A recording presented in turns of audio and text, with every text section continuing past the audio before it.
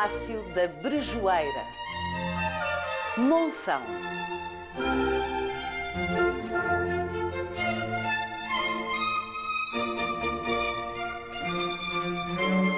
O que é que terá levado um jovem fidalgo minhoto, casado em Lisboa, a querer construir um palácio desta escala e feição nos confins do reino?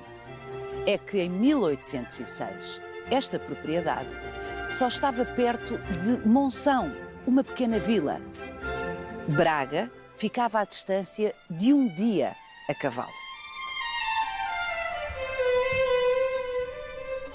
Para lá do Palácio Monumento Nacional, são 30 hectares de vinha, bosque, alamedas, jardins. A verdade é que a história deste lugar começa muito antes de aqui se plantar alvarinho e cruza-se com Dom João VI, com as invasões francesas, com a implantação da República e, imagine, com Franco e Salazar, que se reuniram neste palácio. A testemunhar parte disto, 2 gerações de barbeiros de Monção que serviram senhores da Brejoeira. Vai querer saber mais? Venha connosco nesta visita guiada.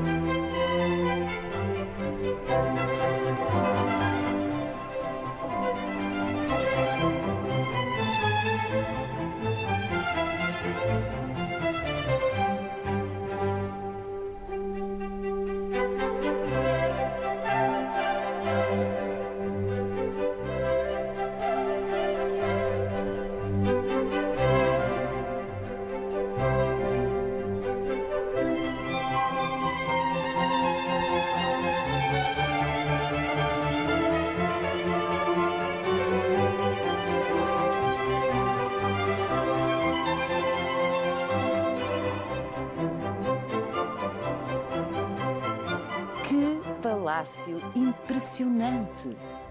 É uma joia aqui plantada neste Vale do Minho, no princípio do século XIX, quando isto foi construído. Isto era uma quinta, e era uma quinta aberta, isolada, perto da vila de Monção, é verdade. Mas era uma pequena vila, Mas é uma pequena vila, não é? Braga ficava a 70 e tal quilómetros, sem estrada, que 70 temos e tal atualmente. quilómetros a cavalo. A cavalo, claro. Portanto, era um dia dia de viagem, quer a cavalo, quer em carro de cavalo, era um dia de viagem, não é?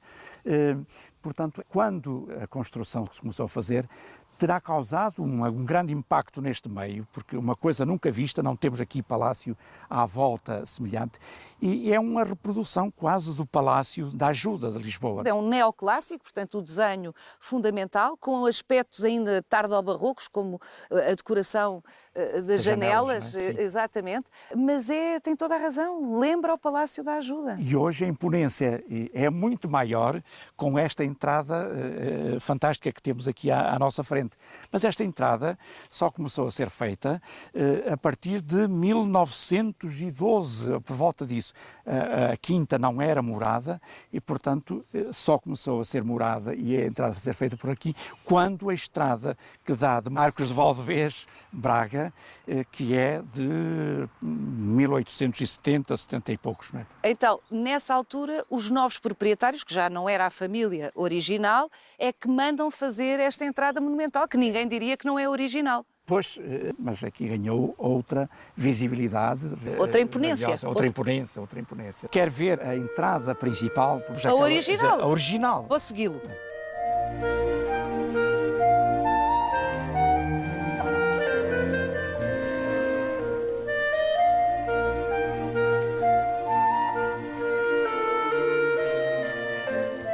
Está a ver, Paula, isto é o Jardim das Camélias. E que antecedia, de facto, a entrada para o palácio, como veremos. No tempo do fundador. No tempo do fundador. Isto tem, portanto, à volta de 200 anos, não é? Este jardim.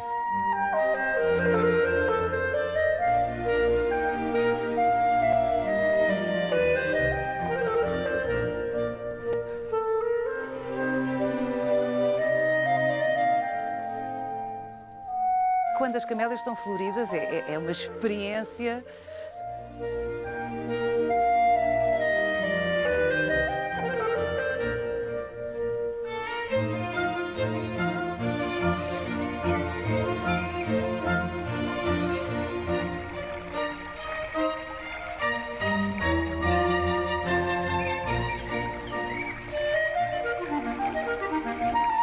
A entrada fazia-se, portanto, aqui. Esta alameda que tinha cerca de 300 metros e os portões de entrada ficavam lá ao fundo. Portanto, uma coisa mesmo palaciana. Uma sombra, a escala disto, não é? Mostraria na altura, deveria ser qualquer coisa de impressionante. A última proprietária do palácio, com intenções que nos beneficiam a todos, Claro, porque claro, o alvarinho que aqui se produz é extraordinário, cortou esta alameda para plantar vinha. Mas ainda é possível ver os primitivos... Os portões lá ao fundo, exatamente. Era, de facto, tudo isto uma escala palaciana. O que Ernesto Português me leva a perguntar-lhe porque é que um fidalgo, é verdade, um fidalgo daqui, manda construir um palácio de feição urbana, para todos os efeitos, já aludiu ao paralelismo com o Palácio da Ajuda, num local tão isolado.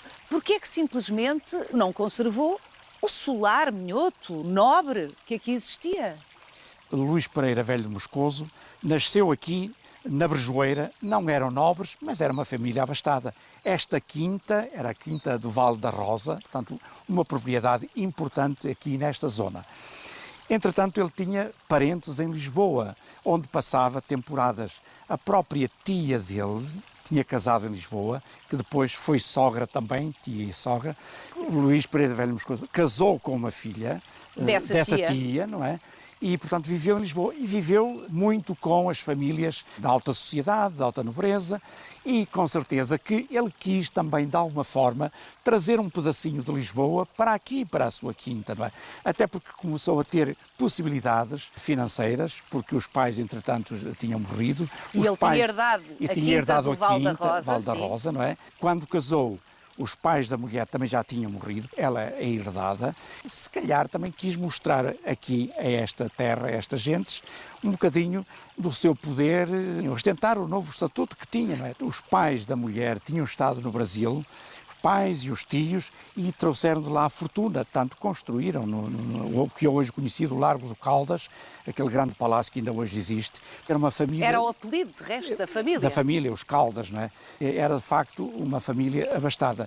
E ele construiu aqui o palácio com essas verbas todas, mas com alguma dificuldade, porque foram tempos atribulados para a história de Portugal. Lembremos-nos que se dão, entretanto, as invasões francesas. Luís Pereira Velho de Moscoso fez parte das ordenanças daqui de Monção, portanto, era um grupo militar de defesa das terras, e em 1805 era tenente das milícias de Ponte da Barca. Portanto, um homem também... Preparado para o combate com os franceses. Defesa e combate, se fosse necessário. Portanto, um homem comprometido de uma forma ativa com os destinos da sua nação, do seu país. Exato. E, no caso, contra o invasor francês. Contra o invasor francês. E isso levou que as obras do palácio estivessem, com alguns anos, interrompidas. Ele terá começado os trabalhos da construção do palácio em 1806, ou por volta disso, e depois, mercê das invasões francesas, os trabalhos ficaram interrompidos, talvez até 1812, 1814.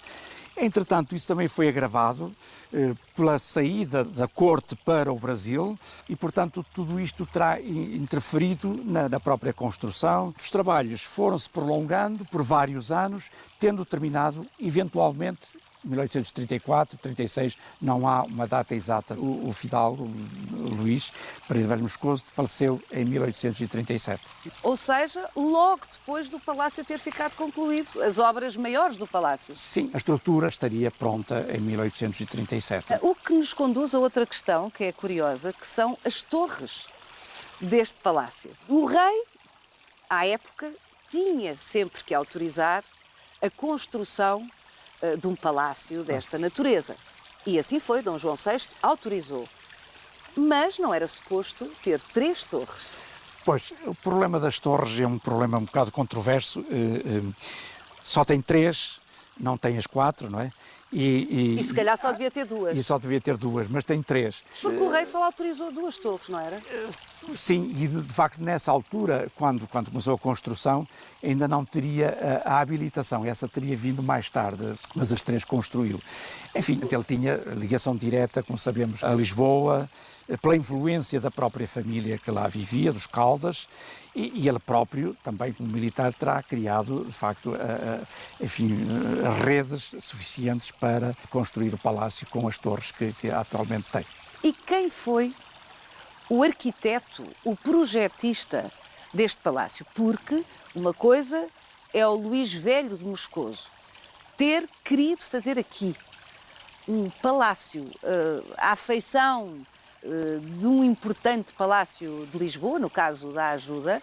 Outra coisa é o projeto profissional que aqui está. A tese normalmente aceita e em voga é de que foi Carlos Amarante. Carlos Amarante era natural da cidade de Braga, tem vários trabalhos feitos de arquitetura religiosa e civil. Em Braga temos o Bom Jesus do Monte, mas tem vários trabalhos no Porto. Por causa do estilo neoclássico, é-lhe atribuída a autoria do projeto. Mas há outra tese.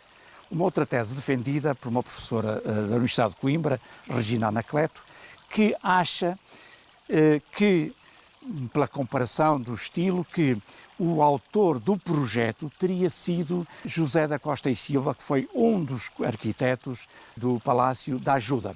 O próprio arquiteto da Ajuda, ou um dos arquitetos da Ajuda. Um dos arquitetos. Claro que ele, se calhar, nunca terá vindo aqui ao Minho, mas, segundo ela diz, os trabalhos seriam orientados por um mestre pedreiro, não é? Como teria sido aqui. Até pode ser uma junção dos dois. Ora, é a tese que eu defendo, porque, entretanto, José da Costa e Silva, em 1810, o 11, da Ajuda, foi chamado para o Rio de Janeiro por Dom João VI, que estava no Brasil, e foi chamado para orientar obras no Brasil. E este palácio não poderia ter ficado anos e anos sem orientação superior.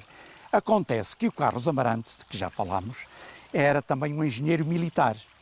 E sabemos também que ele, na primeira década de 800, esteve aqui uns 2 anos, em Valença e em Monção, a tratar da reconstrução das muralhas.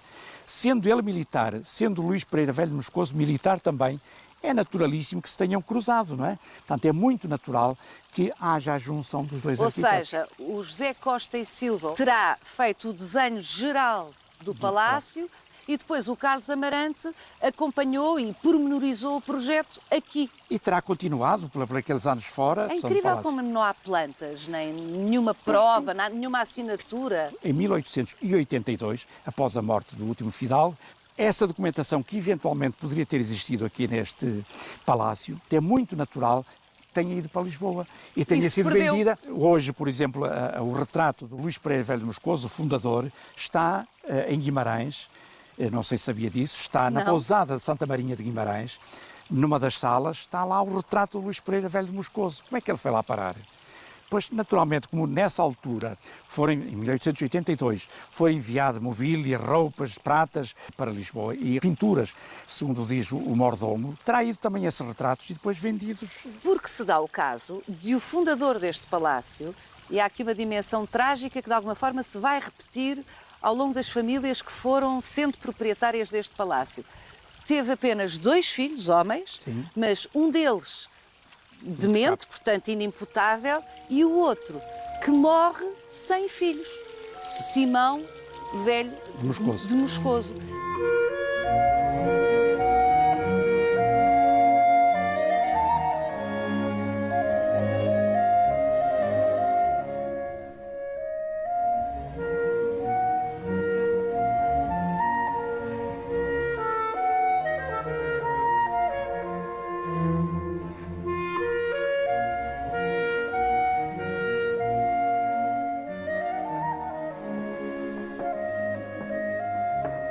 Ernesto, estamos aqui no primeiro andar do Palácio da Brejoeira e definitivamente este palácio é tão sumptuoso por dentro como por fora. E este salão vive sob a tutela de Dom João VI. De facto, este retrato é de Dom João VI, mas não é contemporâneo de Luís Pereira Velho de Moscoso, nem do filho Simão Pereira Velho de Moscoso. O que não quer dizer que nesta sala não estivesse outro retrato de Dom João VI. O Luís Pereira Velho de Moscoso tinha uma grande afeição, uma grande veneração até, ao dedicar esta sala a Dom João VI, por ele, até porque nasceram no mesmo ano e se terão cruzado durante a vida, atendendo a que a família do Luís Pereira Velho de Moscoso, a família Caldas, era próxima da corte. Mas Dom João VI nunca chegou a vir ao Palácio da Brejoeira. Não, Dom João VI não esteve cá. Claro, Dom João VI teve uma vida muito preenchida, porque cedo começou a ser regente por incapacidade da própria mãe, Dona Maria I. Dona Maria I. Depois acontece que há a retirada para o Brasil e a longa estadia no Brasil até 1824. Sim, não foi um rei que tivesse tido tranquilidade no seu tempo de governação para poder andar a viajar pelo país, como tantos outros fizeram. Mas a grande veneração que Luís Pereira Velho de Moscoso tinha por Dom João VI estende-se para lá da morte de Dom João VI, depois no período da Guerra Civil. Aliás, em 1827, diz o Marquês de Fronteira e Alorna que, vindo os liberais no encalço dos miguelistas, vindo de Vila Real para o Porto, passaram por Guimarães, e em Guimarães foram muito mal recebidos por aquela gente. Que eram conservadores, eram pró-miguelistas, não é? Chegaram a Braga e diz-ele com muita piada que tiveram a mesma gentileza que os de Guimarães, quer dizer que os receberam mal, mas o velho arcebispo, já com 90 e tal anos, os acolheu no próprio Paço. Depois vieram no encalço e chegaram a Prado, na ponte entre Braga e Vila Verde, e houve ali batalha, houve mortes, mas conseguiram, enfim, escorraçar, digamos, entre aspas, os miguelistas, e vieram neles para Ponta Barca, Arcos de Valdevez, até que chegaram aqui à Brejoeira, viram este casarão enorme, este palácio, e entraram. Penso, ele não o diz, mas que não teria sido de boa graça que o Dom Luís Pereira Velho Moscoso os terá recebido. E então, o comandante das forças, que era o Marquês de Angeja, era o governador das tropas aqui do Minho, diz o narrador que com muitas excelências para aqui, muitas excelências para acolá, conseguiu vencer o velho Luís, carrancudo, como ele diz, velho Luís de Moscoso.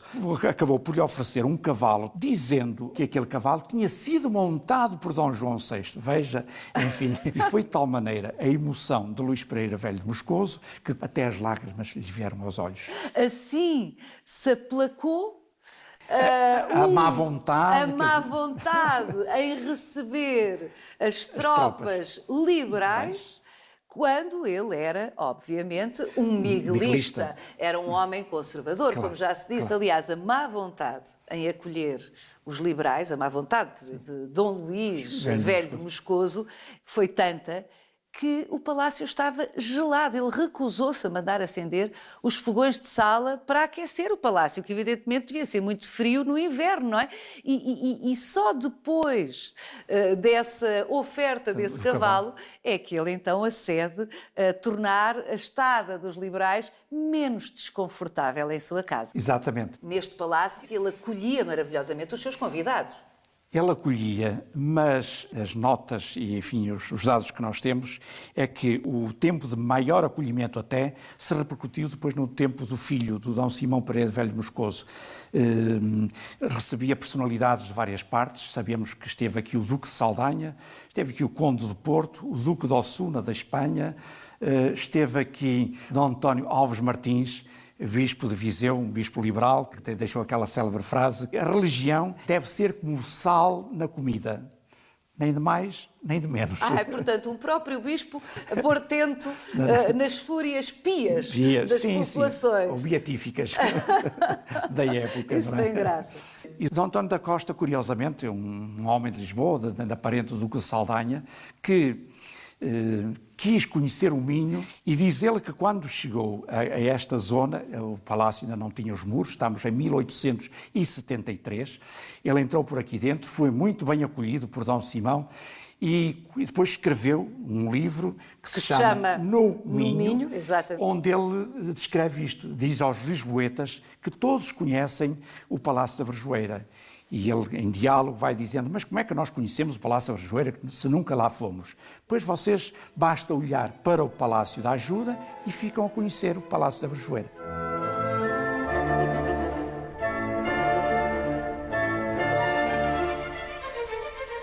Mas passou também aqui uma personalidade muito importante, e este facto se calhar não é muito conhecido, que foi Emília Pardo Bazán, uma jornalista, uma escritora galega da Corunha, uma senhora que deixou obra escrita e que esteve aqui no Palácio da Brejoeira uns dias. Ela faz uma caracterização das pessoas que viviam aqui, que eram várias as pessoas, desde o capelão, desde o mordomo, da maneira como recebeu, descrição sumária, mas muito interessante, até do próprio médico e tudo, quer dizer, é muito interessante mesmo.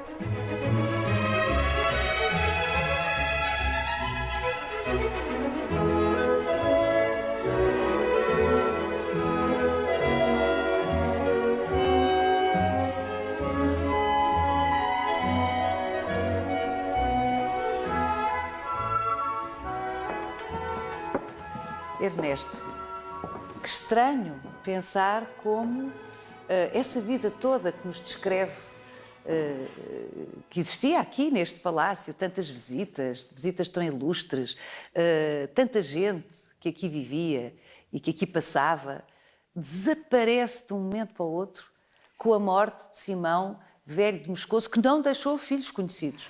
Não deixou filhos e este palácio foi parar à mão de uns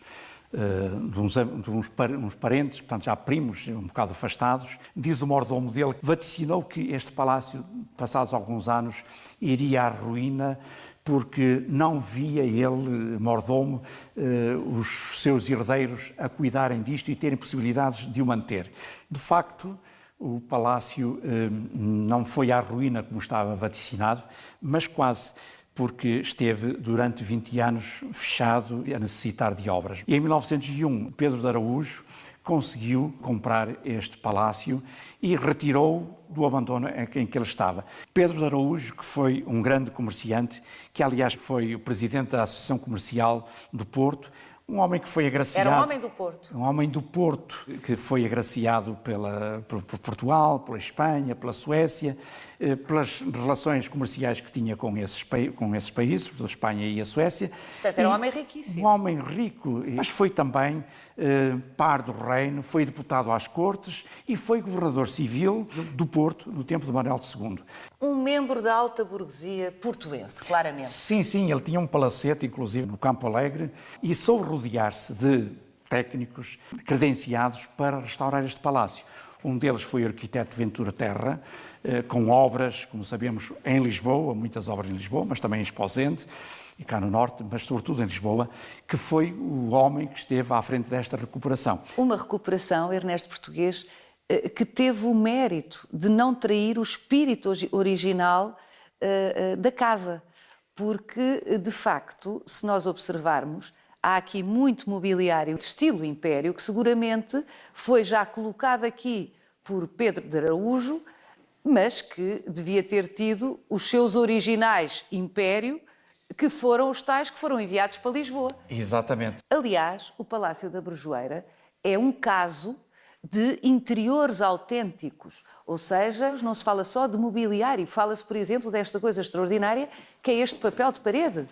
Quer dizer, este papel de parede é pintado e é absolutamente característico do estilo império. Não é credível que, tendo estado o palácio abandonado durante 20 anos, eles tivessem aproveitado o papel de parede. Portanto, o Pedro de Araújo, de certeza que mandou, sob a batuta do Ventura Terra, colocar aqui papel que fazia parte do estilo império. Tantos anos depois do fundador deste palácio o ter decorado assim, estilo império. Mas aí está a mestria do arquiteto, que não desvirtuou.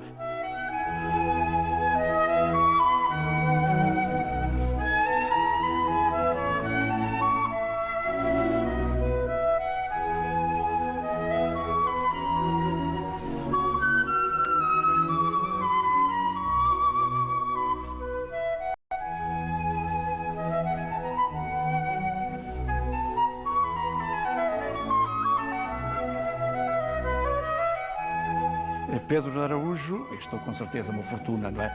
E soube, de facto, modernizar também os exteriores, torná-los mais agradáveis. E introduziu aqui, para a época, algo de novo, algo de inovador, como a eletricidade e o telégrafo em 1910. Isto devia ter sido um deslumbramento para as pessoas. E nós temos relatos dessa época de um barbeiro, que foi barbeiro do Pedro de Araújo, quando ele estava aqui, em Monção, vinha todos os dias barbeá-lo.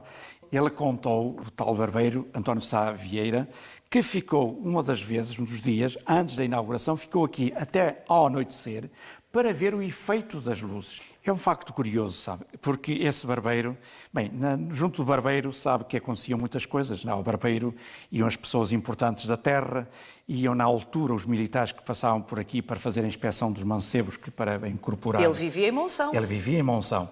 Mas no barbeiro havia sempre umas cadeiras à volta onde as pessoas da terra se juntavam. Uma tertúlia. Tertúlia. Ele ouvia e o que é que fazia? Registava naqueles cadernos onde registava cortes de cabelo e barbas. E contas. E contas, e sobretudo contas, os cadernos são de contas. E ele foi começando a escrever, isto em finais já do século XIX, começou a escrever e a anotar muitas coisas que se iam passando, que ele ouvia e que conhecia cá fora também. De aspecto social, de aspecto religioso, de aspecto político, porque lá iam os políticos também. E a partir de 1901, começou a vir à Brejoeira barbear o Sr. Pedro de Araújo. E, portanto, ele conhecia o palácio por dentro e por fora. E, portanto, foi registando também tudo o que aconteceu, as obras, a eletricidade, o telégrafo. Há muita informação de Monção que sabemos através dos cadernos que não está em mais parte alguma. E há outro aspecto curioso, é que o filho desse barbeiro, que também foi barbeiro, continuou, não com a mesma intensidade, mas continuou a registar e continuou a servir os senhores da Brejoeira. Exato. E o curioso é que o filho continuou a escrever, mas o neto, que morreu já nos nossos dias, conservou. Não escreveu, mas teve a grande vantagem de conservar esses diários. Assim se constrói a história. É verdade, é verdade.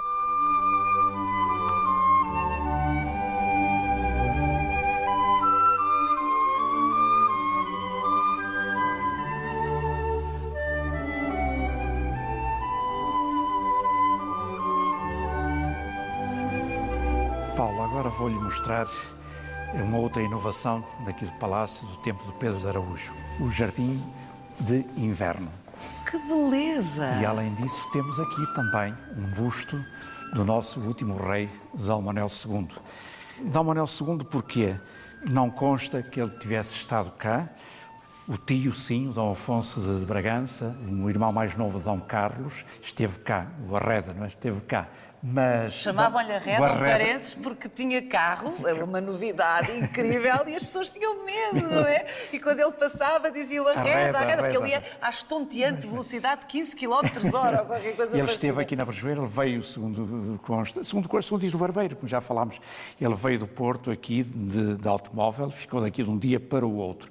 Mas o busto de Dom Manuel II está cá porque Pedro de Araújo foi governador civil do Porto no tempo de Dom Manuel II e, além disso, foi agraciado, um facto importante, agraciado com o título de Marquês da Brejoeira, que foi, aliás, um título que ele não utilizou e é compreensível porque logo se deu a passagem para a República e, portanto, ele não utilizou esse título de Marquês da Brejoeira. É interessante porque é preciso sublinhar, estamos na presença de um burguês, um alto burguês, como já vimos, monárquico, sim, sim. Intransigentemente monárquico. Portanto, a República não lhe caiu nada bem. Não, ele, uma das coisas, abdicou de todos os cargos políticos que exercia, mas não deixou, todavia, este palácio de viver ainda tempos interessantes e até faustosos, como o casamento do filho mais velho, o Dr. Eugênio, que se deu exatamente aqui no Palácio, na Capela. Nesse mesmo dia foi inaugurado o teatro. Vamos ver, Ernesto, porque eu devo dizer que é das coisas de que eu mais gosto neste palácio, é delicioso, o teatrinho. Vamos lá então. O teatrinho.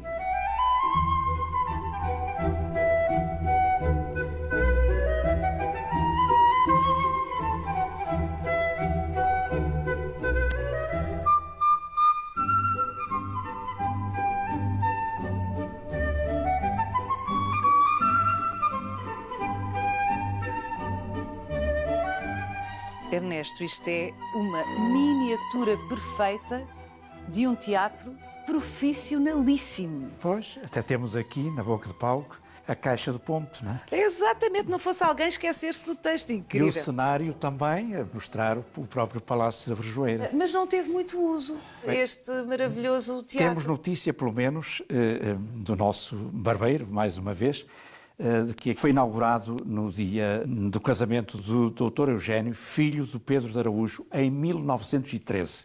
Aliás, era uma dupla comemoração, não é? Era o casamento do filho e depois a comemoração das bodas de prata do Dos Pedro de pais. Araújo e de Dona Inês. E aqui foi representada uma récita, segundo eles, por uma companhia vinda do Porto também. Depois disso não terá havido grandes festas. Mete-se a Primeira Guerra Mundial. Os negócios, naturalmente, que se fizeram ressentir dessa situação a nível europeu. E é possível que não tenha havido mais festas, pelo menos assim, tão significativas como esta da inauguração. E depois, nos anos 20 já, mas morreu Pedro de Araújo, portanto, o fundador desta segunda fase da vida deste palácio, e poucos anos depois, 2, 3 anos depois, o seu primogénito, cujo casamento se assinalou com a inauguração deste teatro, suicida-se. E é na sequência disso que o filho mais novo, irmão do Dr. Eugênio, do Eugênio, que se suicida, põe à venda, outra vez, este palácio. e novamente passa para outra família nos anos 30, 1936, 37, por aí. Não é? Essa terceira família, Oliveira Pais, foi a proprietária deste palácio até 2015. Exatamente.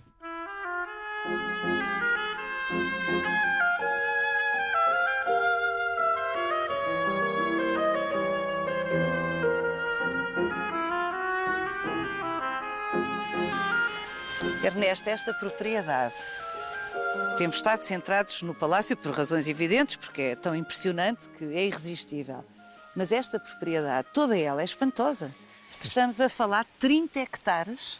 No seu conjunto, No não é? seu conjunto, dos quais 18 hectares são de vinha, alvarinho, cá está alvarinho hoje, 8 deste bosque onde estamos, nós estamos no coração do bosque, este lago é artificial, e o resto dos hectares ocupado em jardins, alamedas e implantação dos edifícios.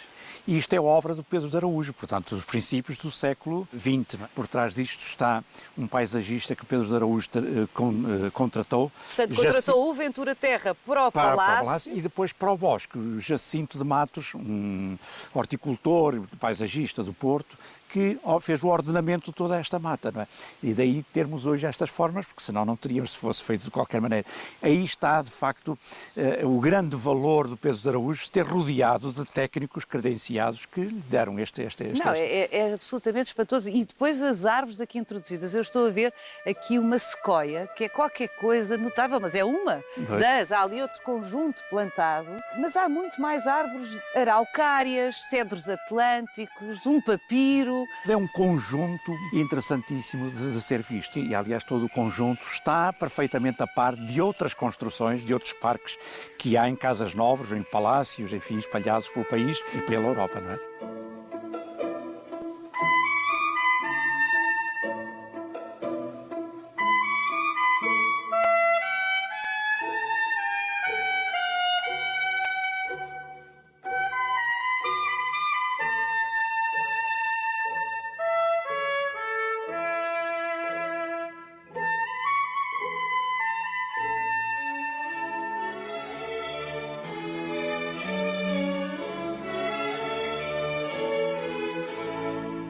Francisco Oliveira Pais compra esta propriedade e oferece-a. E isto é uma ideia absolutamente espantosa. Quando a filha única faz 18 anos, Hermínia Oliveira Pais, o pai oferece-lhe esta quinta, este palácio. O pai ter-lhe oferecido a chave do palácio numa almofadinha. Sim. Parece romanesco, não é? A sua dona Hermínia Oliveira Pais, que morreu em 2015 e que foi a proprietária que atravessou muitas décadas. O pai ofereceu-lhe esta propriedade em 1937, quando ela fez 18 anos. portanto, até 2015, é uma vida a ocupar-se desta propriedade, interveio fundamentalmente na parte rural. Exato. Transformou por completo, foi uma revolução, digamos, dentro deste palácio, desta área, foi uma revolução a introdução do vinho alvarinho.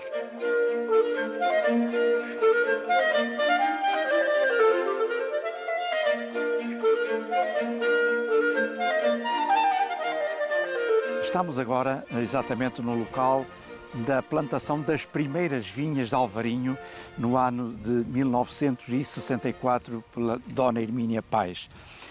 Antes disso, a quinta esteve durante vários anos, várias décadas, a ser cultivada pelos processos normais de uma exploração agrícola, enfim, daqui do Alto Minho. E durante décadas, a Dona Hermínia, que vivia em Lisboa... O pai era de Lisboa, era uma família de Lisboa. E ela vivia em Lisboa e apenas vinha passar férias aqui ao seu palácio. Depois, nos anos 60, ela apaixonou-se por esta terra, apaixonou-se pelo seu palácio e veio viver para aqui, para a Brejoeira. E então, encontrando esta exploração por métodos tradicionais, rodeou-se de dois técnicos importantes. Um, o engenheiro Vasconcelos, da Estação Agrícola de Braga, que deu orientações para a transformação da quinta. E depois, com o engenheiro Amândio Galhano, um enólogo, que estava já a querer fazer alvarinho e que criaram a marca Alvarinho Palácio da Brejoeira. E por isso mesmo ela ficou conhecida na altura pela Dama do Vinho de Ouro, porque os vagos da uva são aloirados, são doirados, são amarelinhos. Portanto, desta primeira vinha de 1964 aos 18 hectares de vinha, entretanto, desenvolvidos aqui na propriedade do Palácio da Brejoeira, passaram-se muitos anos, um grande esforço, nomeadamente tecnológico, porque a sua Dona Hermínia também investiu numa adega nova. Isto foi uma autêntica revolução, de tal maneira que não revolucionou só enfim, a quinta, a propriedade cá dentro, mas a própria exploração foi modelo para outras explorações aqui à volta.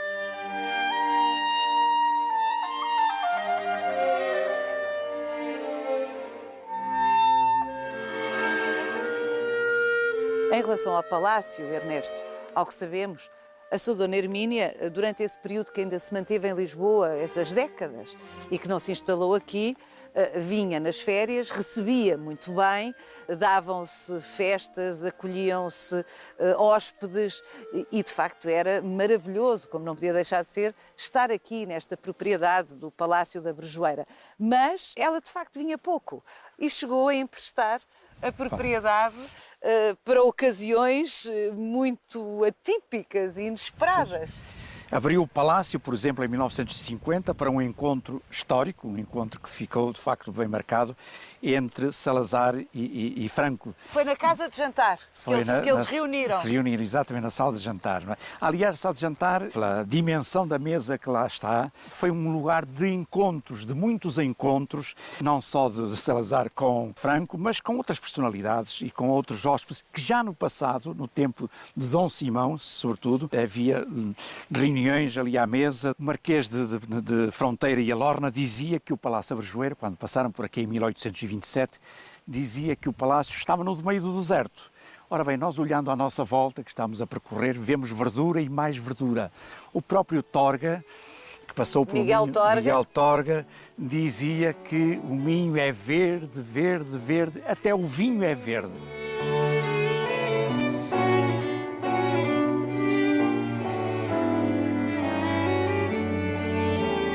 Aqui se deu, em frente ao Palácio da Brejoeira, o primeiro ato da Real Confraria do Vinho Alvarinho. A primeira entronização foi feita aqui. É um simbólico, é um local simbólico por todas as razões. E o palácio, por si só, tornou-se o epicentro do turismo desta região.